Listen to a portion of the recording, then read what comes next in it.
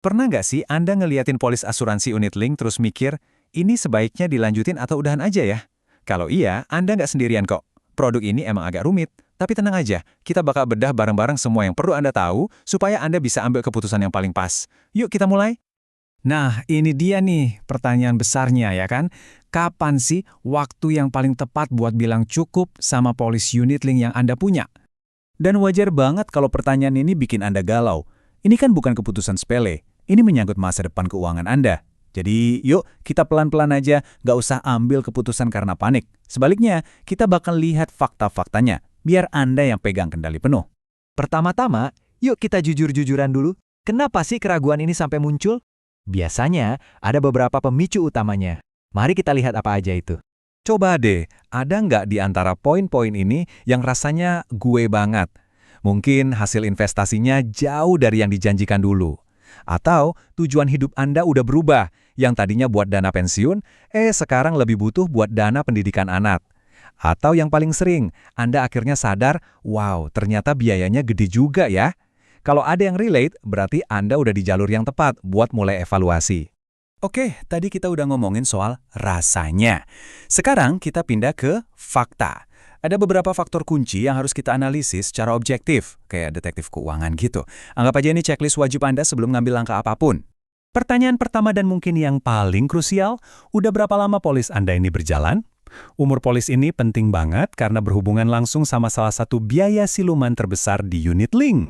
Nah, ini dia nih, biaya yang kita maksud, biaya akuisisi. Gampangnya gini deh, anggap aja ini kayak biaya admin atau komisi penjualan yang super gede dan dibebankan di muka. Artinya, di tahun-tahun pertama, premi yang Anda bayar itu sebagian besarnya nggak lari ke investasi. Uangnya dipakai buat bayar komisi agen dan biaya operasional perusahaan. Jadi, ini aturan main kasarnya. Kalau polis Anda umurnya masih di bawah 5 tahun, apalagi di bawah 3 tahun, menutupnya itu hampir pasti artinya rugi bandar. Kenapa? Soalnya Anda berhenti tepat di saat premi Anda lagi dimakan habis-habisan sama biaya akuisisi. Nilai tunai yang bisa balik ke Anda bisa jadi kecil banget atau bahkan nol. Intinya, Anda baru bayar biaya doang, belum beneran investasi. Oke, selain umur polis, ada 3 investigasi lagi yang harus Anda lakukan. Pertama, kita lihat angka pastinya. Berapa nilai tunai polis Anda sekarang? Kedua, kita lihat cuaca di luar, pasar investasi lagi bagus atau lagi jelek. Dan ketiga, kita cek rencana B. Anda punya jaring pengaman lain nggak kalau polis ini ditutup? Kondisi pasar ini faktor eksternal yang ngaruh banget.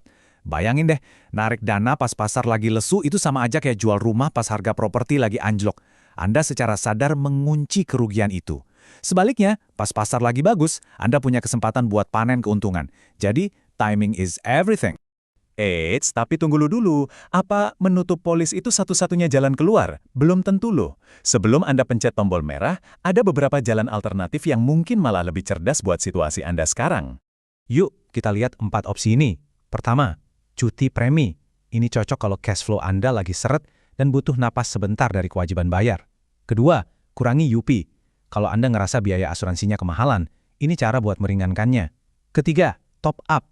Ini kebalikannya. Kalau ada dana lebih dan lihat pasar lagi bagus, Anda bisa ngegas investasi. Terakhir, alihkan dana. Ini ibarat mindahin barang ke keranjang yang beda. Pas banget kalau Anda ngerasa jenis investasi yang sekarang kurang oke prospeknya. Oke, anggaplah setelah semua pertimbangan tadi, Anda tetap memutuskan buat menutup polis. Apa aja langkah selanjutnya?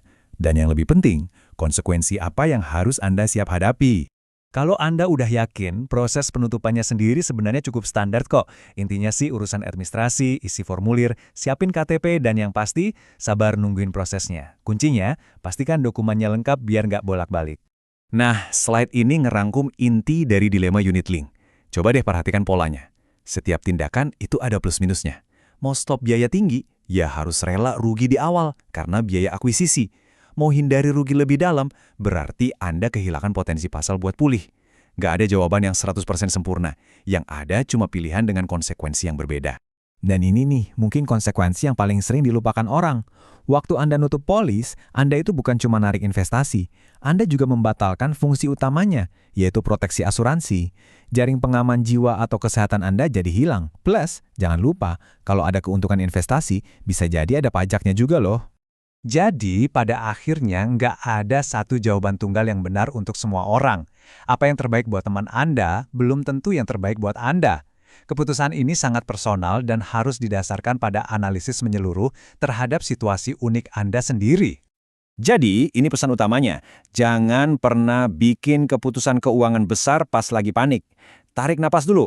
Lihat lagi data-data yang udah kita bahas, timbang semua alternatifnya, dan yang paling penting, kalau masih ragu, jangan segan buat cari opini kedua dari perencana keuangan independen yang nggak punya kepentingan jualan produk apapun ke Anda. Sekarang, Anda nggak lagi dalam kegelapan. Anda udah punya peta dan kompas buat menavigasi dilema ini. Anda siap untuk ambil alih kendali. Pertanyaannya bukan lagi apa yang harus saya lakukan, tapi udah berubah jadi langkah bijak apa yang akan saya ambil untuk masa depan keuangan saya. Keputusan ada di tangan Anda.